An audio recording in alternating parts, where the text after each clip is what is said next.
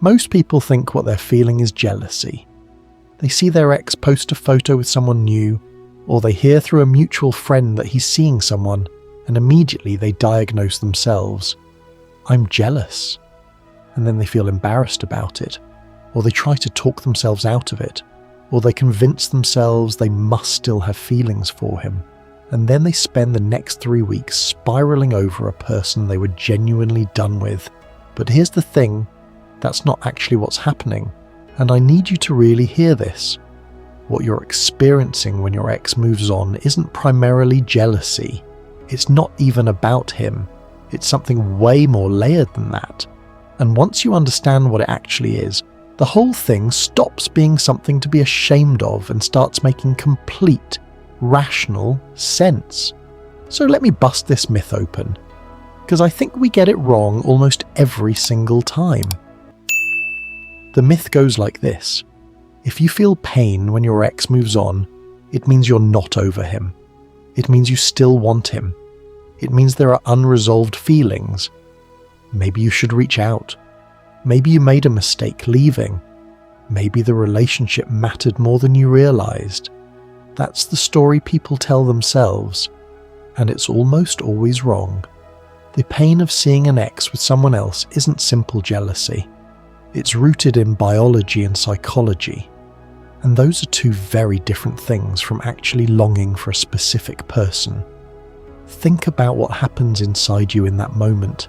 You see the photo, or you get told the news, and something sharp and fast moves through your chest. Your stomach drops a little. You go quiet.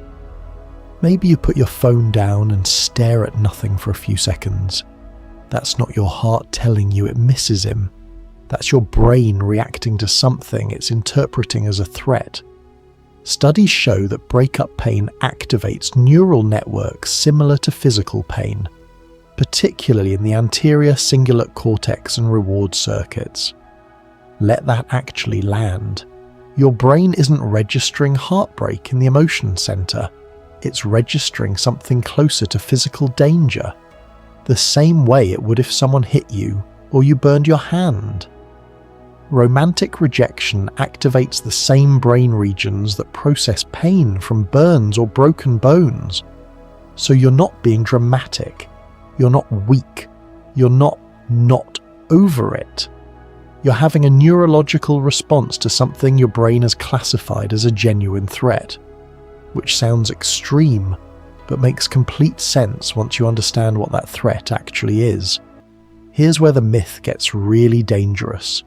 Most people think the pain is about the person, so they go back and examine the relationship. They replay the good moments. They start comparing themselves to whoever the ex is now with. They ask questions that have no useful answers. Was she better than me? Did I not give enough? Was I the problem? And all of that is just a detour from what's actually going on. Being left for someone else, or watching someone move on, creates a different psychological wound than a standard breakup, because it involves two simultaneous griefs: the loss of the relationship and the loss of trust in your own judgment. Two griefs at once, one about the past and one about you. The second one is the grief nobody talks about, because it's harder to admit. When your ex moves on, part of your brain makes a calculation. It goes something like, if he could find someone new that quickly, or that easily, or that happily, what does that say about me? Was I easy to move on from? Was I replaceable? Did any of it actually matter? Your past partners were important parts of your life and helped define who you are. You potentially lose part of your identity when that person disappears. That's the wound underneath the wound. It's an identity question dressed up as jealousy. And it explains why people who genuinely didn't want the relationship back still feel destroyed when they see their ex thriving. Because this was never really about him. It's about what you built your sense of self inside that relationship. Whether you mattered, whether you were memorable, whether you were enough. I want to pause here because I think this is the turning point most videos skip. There's a specific thing that happens psychologically when we see an ex moving on. It's called a social comparison threat. When an ex finds someone who appears more attractive, successful, or socially admired, the brain interprets it as rejection of self. And the problem is that social comparison in this context is never honest, never fair. You're not comparing yourself to a real person. You're comparing yourself to a version of that person your brain assembled from fragments. A profile photo, a caption, a second-hand rumour. You have no idea what's actually happening, but your brain treats it like a full evaluation of your worth. You're comparing your private pain to someone else's public highlight reel. That comparison is never fair. And then, right on cue, research shows that seeing an ex on social media reliably increases emotional pain. Whether people stumbled across an ex in an Instagram story or deliberately searched their profile, they experience spikes in sadness, jealousy, and breakup distress. Research from McMaster University found this pattern held across multiple studies and nearly 800 participants, whether people were 2 weeks out of a breakup or 2 years out. The pain doesn't necessarily fade with time if you keep looking. The most damaging behaviour? Active checking. Deliberately seeking out an ex's posts, photos, profile. When people deliberately sought out their ex, they felt worse, not just that day but the next day too.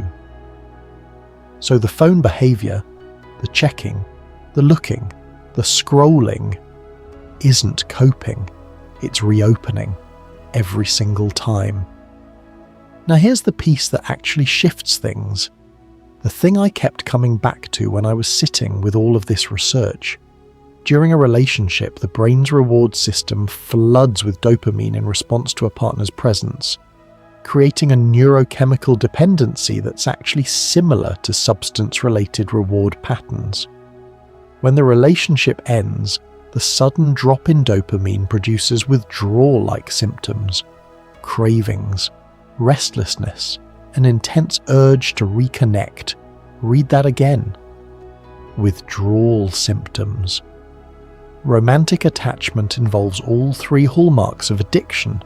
Tolerance, meaning you need more contact over time to feel the same closeness. Dependence, meaning your baseline sense of well-being gets tied to that person's presence. And withdrawal, meaning their absence produces real physiological distress. So when you see your ex moving on, you're not just dealing with grief, you're dealing with withdrawal, with identity disruption, with a social comparison threat firing in your nervous system, with your brain interpreting the situation as physical danger, all of that at the same time, and you called it jealousy. No wonder it felt bigger than that. No wonder you couldn't just think your way out of it. Because you weren't dealing with a thought, you were dealing with a full neurological and psychological event. Here's the honest reframe, the one that actually matters. The pain you feel when your ex moves on isn't evidence that you still love him, or that you made a mistake, or that you need to go back or reach out or do anything about the relationship at all. It's evidence of something much simpler and much more human. It's evidence that you had a real attachment, that the relationship actually meant something, that your brain wired itself around this person, built neural pathways and emotional associations, created thousands of connections tied to their scent, the sound of their voice, specific places, shared routines. And it's also evidence that your self-worth has become, somewhere along the way, partially dependent on being chosen by him, on being the one he stayed for, on being irreplaceable to someone who is now, very publicly, moving forward. That's the real thing to look at. Not him, not her, that. Research shows that people who maintain self-worth independent of the relationship recover more quickly. Independent of the relationship. That phrase is kind of the whole lesson. Because if your self-worth lives inside someone else's behaviour, inside whether he misses you or how long it took him to move on, or whether the new person is prettier, Then you've outsourced the most important thing about yourself to someone who isn't even in the room anymore. And that's not a love problem, that's a you problem. And I mean that with full compassion, because it's an extremely human thing to do. It happens to almost everyone, but it's worth naming clearly because the solution changes completely once you see it correctly. The solution isn't to stop caring. You need to allow space for the emotions, just without obsessively dwelling in them. Balance experiencing the grief with actually moving forward. The solution isn't to be stronger, or pretend you feel nothing, or immediately start dating someone new to prove a point. A new relationship started from a position of untreated injury will either reproduce the same patterns or just serve as an anesthetic. Functional, but not real. The actual work is simpler and harder than any of that. It's the slow, uncomfortable process of rebuilding a sense of self that doesn't depend on whether he moved on fast or slow, with someone better or worse, publicly or quietly. A self that doesn't need his grief as proof that you mattered. Because you mattered in the relationship regardless of what he does after it. Those two things aren't connected. They only feel connected because your brain, in its pain, made a link that was never real. Him moving on quickly doesn't mean you're easy to replace. It means he's a separate person living a separate life, making separate choices that have nothing to do with your actual worth. And the moment that stops being information about you, the moment his Instagram becomes genuinely irrelevant to how you feel about yourself, that's the moment you're actually free. Not free of him, free of the version of yourself that measured everything against his choices. That's the grief worth sitting with. That's the thing worth working on. And once you do, once you genuinely build self-worth that nobody's new relationship can touch, the pain that used to stop you cold when you saw his name on a screen becomes something so much quieter. A small thing, an old thing, something that happened a long time ago to a version of you who needed it to matter more than it should have. You're already further along than you think.